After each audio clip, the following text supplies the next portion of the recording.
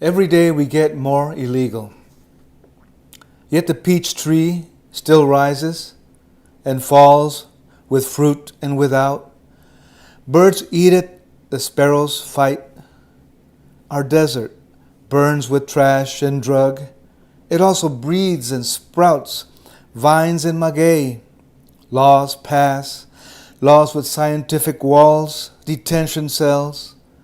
Husband with the son, the wife, and the daughter who married a citizen, they stay behind, broken, slashed, unpowdered in the apartment to deal out the day, and the puzzles, another law, then another, Mexican, Indian, spirit exile, migration, sky, the grass is mowed then blown by a machine, sidewalks are empty, clean, and the red-shouldered hawk peers down from an abandoned wooden dome, an empty field.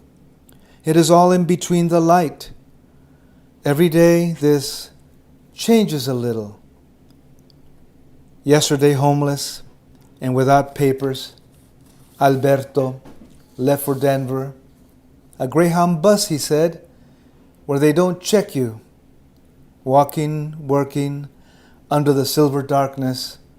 Walking, working, with our mind, our life.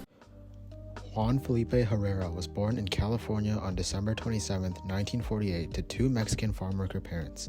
Growing up, Herrera would bounce around California multiple times based on the type of crop in season. He lived in numerous trailers or tents on the side of the road, also changing schools with each additional move. Once in college, he used his talents to excel and seek higher education, receiving a master's degree in social anthropology from Stanford University and a Master of Fine Arts in Creative Writing from the University of Iowa. His experience in the arts grew as he became involved in several writing departments and art centers, also becoming more involved in Mexican and Latin American studies.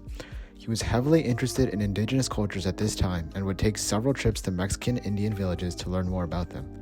These experiences, along with his own upbringing and farm work, greatly influenced his future works as Herrera became an icon of Mexican American and indigenous art, often writing on topics of immigration, labor, and cultural identities.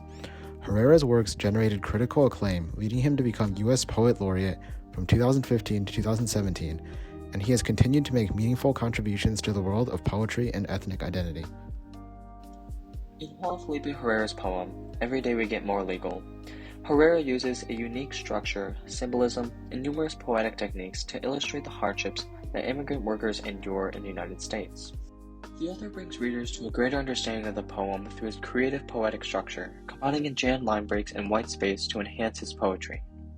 At first glance, the poem lacks usage of commas or periods at every line break, instead employing the use of enjambment. The words dangle at the end of each line, incomplete and running into the margins of the poem.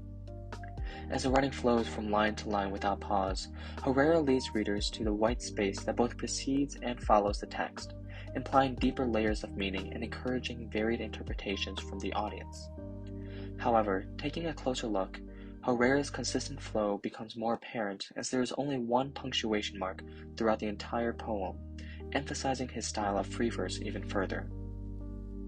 Herrera doesn't just use white space in the margins, but also between words, before phrases, and after phrases.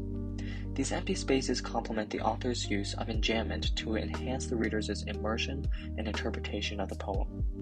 In this excerpt, Herrera uses white space in many ways, accomplishing many different purposes. Mexican, Indian, spirit exile. Migration, sky. First, in addition to a line break between each term, Mexican, Indian, spirit exile, there is white space that shifts the alignment of each word, providing a sense of the words fading into the white silence and creating shape in the poem. The readers will enter that silence surrounding the text and process each word slowly, one by one, allowing for the construction of a vivid image in their mind. Following these three lines are three more lines of zero text and solely white space, a running choice by Herrera that expresses a long pause, replacing punctuation and giving time for the readers to breathe develop their thoughts on the author's intention and perspectives, then move on to the next lines. Finally, in the first line after the long silence, there are two words, migration and sky, separated by white space.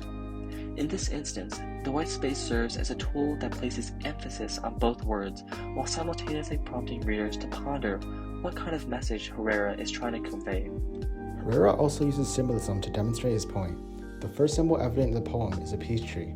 The beginning of the poem goes, "Every day we get more legal, yet the peach tree still rises and falls with fruit and without." This can be interpreted in two ways. First, since the poem is about farm workers, the fact that peaches are crops grown in California allows for Herrera to literally state that despite the workers' illegal status, the fruit that they harvest will still inevitably grow and need to be picked.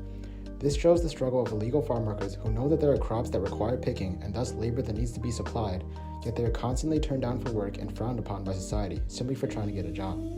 This relationship between illegal immigration and the labor market is what generally sparks much of the controversy around illegal workers.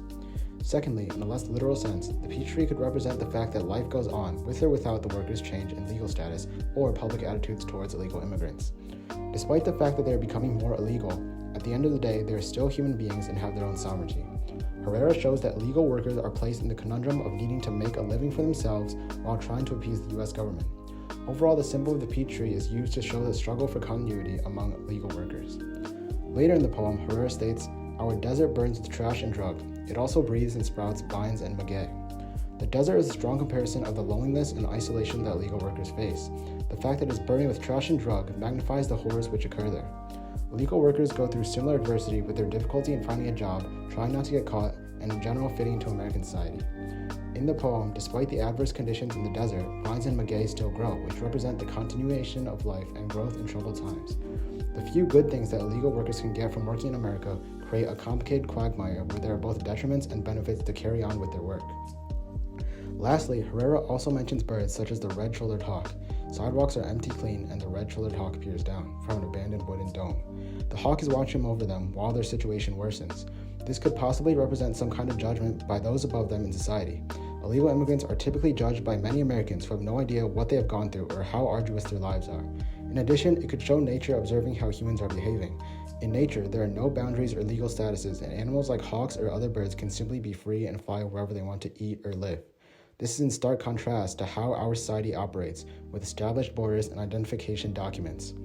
Overall, we see Herrera use several different symbols to demonstrate to the readers just how strenuous the life of an illegal worker is and the obstacles they must face to survive and provide for their families. Herrera continues to express his central message by developing the poem's tone and interweaving strong use of metaphors throughout the text. Through his tone, the author creates a reflective and tragic mood and builds his tone through several techniques, relaying his own attitude and perspectives toward the central idea of the poem. Specifically, we note the obvious lack of any strong punctuation such as exclamation marks, despite describing a somewhat grave situation. Instead, it merely illustrates events in a tone that sparks intellectual thought about the struggles of immigrants and migrant workers by employing a more brooding and matter-of-fact tone. Simultaneously with his metaphors, such as laws pass laws with scientific walls detention cells, he compares the apparently scientific walls established by the government to detention cells. Another great example, unpowdered in the apartment to deal out the day and the puzzles, another law then another, compares the daily grueling tasks that the workers have to deal with to puzzles, showing the complexity of the issues that these migrants have to experience. The laws mentioned are also another example of these complex puzzles.